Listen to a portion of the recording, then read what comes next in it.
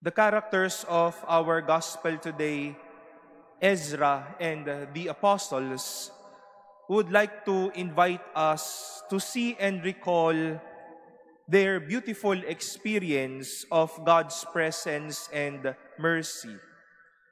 That God's mercy is attentiveness and not negligence.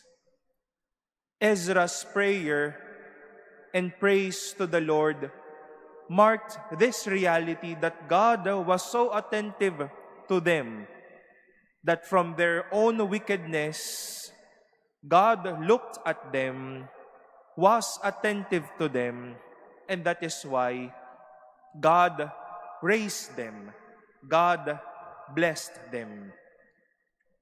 Similarly, when Jesus commissioned and set out the 12, their ministry, more than a gift of presence, was a ministry of attentiveness. Attentive to the people around them, because in them they would need to drive out demons, to cure the sick, to proclaim, to go from village to village, and etc. This is one thing, my dear brothers and sisters, that we may hopefully recognize when God would let us experience mercy and when He would send people for us. He is merciful. He sends people as His presence as well, because negligence is not of God. Attentiveness made these things, our experience of God's mercy and our experience of people being with us, these things were possible because of His attentiveness to us. May awa ang Diyos, may isinusugo ang Diyos, dahil hindi pabaya ang Diyos. Today we celebrate and remember the holiness of Saint Vincent de Paul. His ministry to the poor and to his brother priests would capture the reality that we are reflecting today. That the reason why God sent them to these people is to be wholly attentive to their needs, be it bodily or spiritual.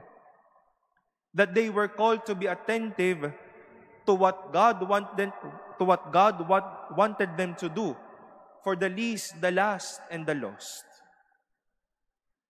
Mga kapatid, sa araw-araw po, ramdam po natin itong tawag na ito at itong pagpapadama ng Diyos sa atin na ito.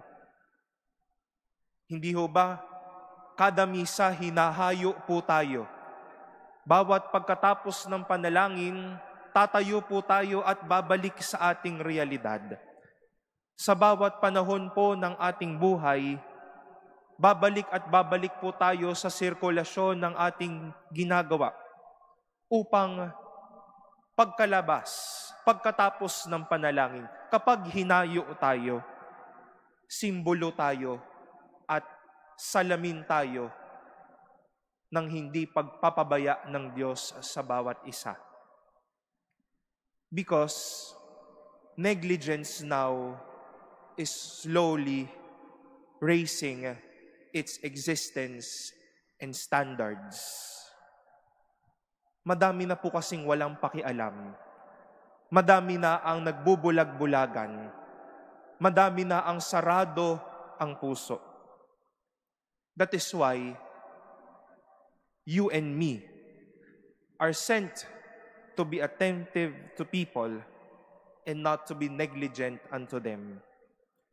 Because after attentiveness comes care, concern, comfort, support, and our presence as a gift. Dahil hindi naging pabaya ang Diyos, hindi siya naging pabaya sa atin, hindi din tayo pabaya sa iba. At ang hindi pagiging pabaya, natitiyak po ako, It is love. Pagmamahal din iyan. My dear brothers and sisters, God is merciful. God sends apostles because He cares and not neglect.